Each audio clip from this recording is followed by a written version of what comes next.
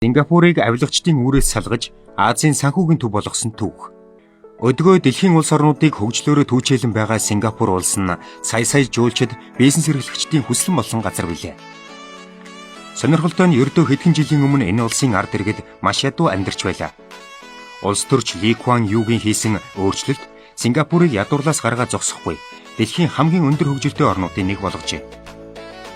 Ингээд бууран орны ерөнхий сайд болсон тэрбээр хэрхэн хэрүүл маргаан авилгатай тэмцэж хөрөнгө мөнгө босгон улс орноо хөгжүүлсэнийг мэдэж авцгаая.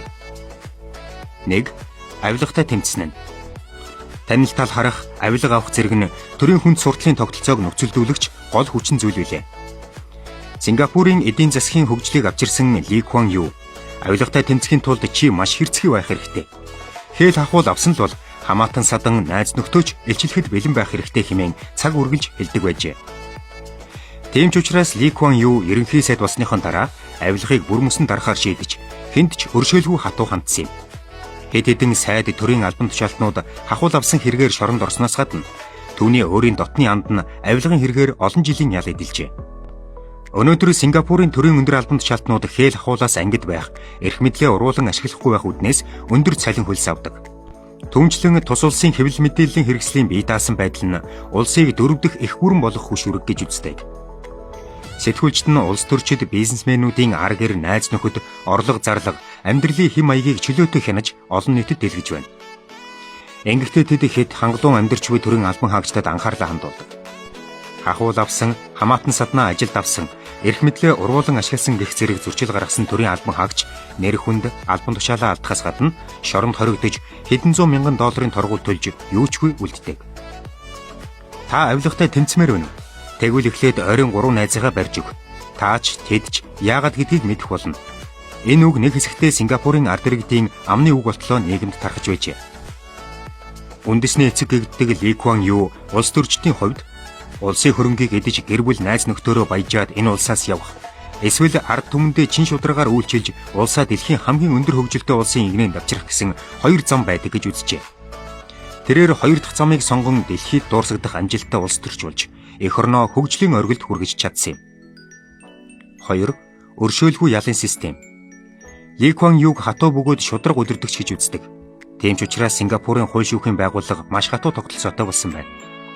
Хамгийн хатуу нь цаазын ял бөгөөд хар тамхи наймаалагчид болон хүнд ноцтой хүн амны хэрэгтнүүдэд цаазын ял оноодог ажээ. Үүнээс гадна Сингапурт саваадах гэдэг нэгэн хачирхалтай шийтгэлийн хэлбэр байдаг. Хүн амын дийлэнх нь уг шийтгэлийг хүлээн зөвшөөрдөг. Харин хөнгөн хэлбэрийн гэмт хэрэг үйлдсэн этгээдэд торгуул ноогдуулах болон тогттой шоронд хорих гэсэн ял тулгадаг. Торгуулийн хатуу тогтолцоо нь гэмт хэрэг буурах нөхцөл болжээ. 3. Гадаадын хөрөнгө оруулалт. Улс ядуу бууруу байсан учраас хөрөнгө мөнгө босгох шаардлагатай байлаа. Сингапурт ашигт малтвал байхгүй учраас аж үйлдвэр хөгжүүлэх боломж байхгүй. Уур амьсгал, цэвэр усны хомсдол нь газар тариалан хөгжих болцоог үгүй хийж байлаа. Иймд зөвхөн гадаадын хөрөнгө оруулалт тус улсыг хөгжүүлэх цорын ганц арга зам байсан юм. 1960-аад онд Хятад улс нээлттэй хаалганы бодлого хэрэгжүүлж эхэлсэн нь хөрс зэрэгэлдэх Сингапур, Солонгос, Хонконг улсуудад асар их боломж олгосон юм. Иймд Ли Куан Югийн засгийн газар гадаадын хөрөнгө оруулалт татахын тулд бүх хүчээ дайчилж гадны компаниудад нэн таатай нөхцөл бүрдүүлж өгчээ. Энэхүү харилцан ашигтай хамтын ажиллагаа нь тус улсын ажлын байрыг нэмэгдүүлсэн бол гадны компаниудын хувьд хямдхан ажиллах хүч, татварын таатай хөнгөлөлт эдлэх боломж олгосон байна. Төрийн оролцоог байхгүй болгосноор гадаад капиталын урсгалыг дэмжсэн юм. 4. Боловсролын шинжилэлт. Тэрээр боловсролтой чадварлаг шинэ үеийг бэлтгэх бас нэгэн зорилт тавьжээ. Ингээд Ли Куан Ю технологийн дэвшилд суурилсан боловсролын шинжилэл явуулсан бөгөөд уг шинжилэл нь боловсролын бүх төвшинг хамарч байжээ. Их сургуулийн дипломоо гардан авсан залуу мэргэжилтнүүд гадны тэргүүлэх компаниудад ажилд орж туршлага судалж байлаа. Тун удалгүй тэд өөрсдөө дэлхийн зах зээлд өрсөлдөж эхэлжээ. Үүний үр дүнд өнөөдөр Сингапур улс өндөр технологийн бүтээгдэхүүн үйлдвэрлэлийн томоохон төвүүдийн нэг болсон билээ. 5. Үр ашигтай төрийн өмчит компаниуд. Сингапурын төрийн өмчит компаниуд улсын эдийн засгийн ихэнх хувийг бүрдүүлдэг. Тухайлбал Сингапур Airlines иргэний агаарын тээврийн компани төрийн өмчит анхны компани юм. Тус компани тэргүүлэх зорилт нь зорчигчдын аюулгүй тав тухтай байдлыг хангах бол сүүлийн жилүүдэд зугаа цэнгэл, entertainment гэдэг жижиг зүйлс дээр ч анхаарал хандуулах болсон байна. Тийм ч учраас Singapore Airlines нь дэлхийн шилдэг компаниудын нэгд зүй ёсоор ордог. Орчин үеийн өндөр хөгжсөн Сингапур улс нь Lee Kuan Yew-ны 30 жилийн засаглалын үр дүн гэхэд болно. Алдарт улс төрчийн хувьд улсаа дэлхийн тэргүүлэгч улсуудын игнэнд хүргэж чадсан билээ.